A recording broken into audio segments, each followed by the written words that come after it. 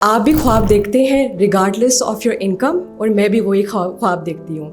لیکن ضروری نہیں ہوتا کہ جو ہم اس زندگی میں خواب دیکھیں وہ پورے ہو جائیں۔ کبھی کبھی ایسا ہوتا ہے کہ ہم خواب دیکھتے ضرور ہیں لیکن اس کو مینیفیسٹ نہیں کر پاتے،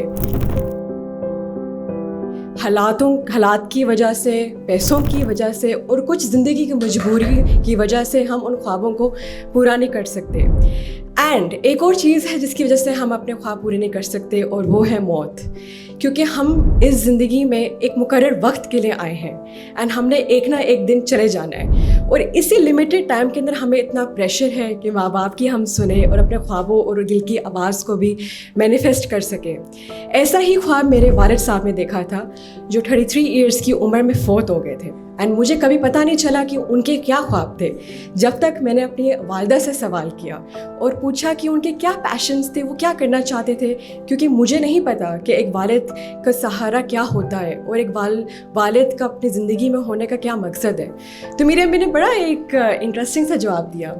She said کہ he wanted to travel the world on a motorcycle and he was in love with traveling and doing something different۔ لیکن وہ فوج میں تھے، اچھی والی فوج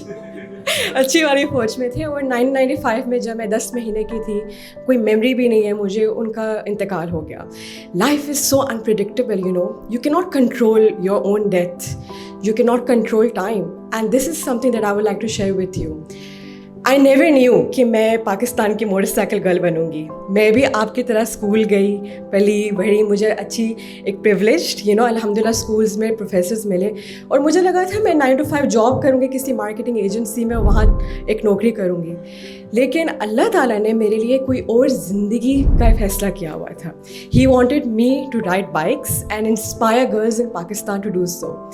جب مجھے پتہ چلا تھا کہ میرے والد یہ خواب دیکھتے ہیں تو میرے دماغ میں ایک بات آئی تھی کہ ڈریمز ڈونٹ ڈائی۔ ہم چلے جاتے ہیں لیکن ہمارے خواب، there are so many dreams that are buried in those graves, so they don't die, they continue to live on in our hearts۔ And اس لیے میں نے کہا کہ تو کیا ہوا اگر وہ فوت ہو گئے، I can do this for him as his daughter and connect with my father in his legacy. تو یہ بہت کہنا بہت آسان ہے لیکن کرنا مشکل تھا۔ بائک چلانی نہیں آتی تھی، والدہ نے کہا کہ کوئی بات نہیں، اور میری امی آج یہاں موجود ہے، I think she should be here, she is over here, she was the one who actually told me yes.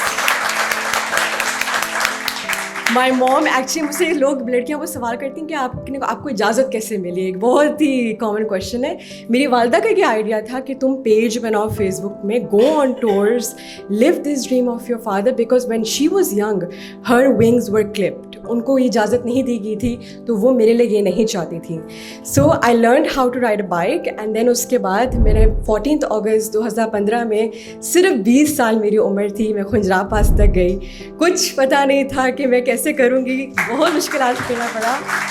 And that's the thing. I'm honestly, I won't take much of your time, but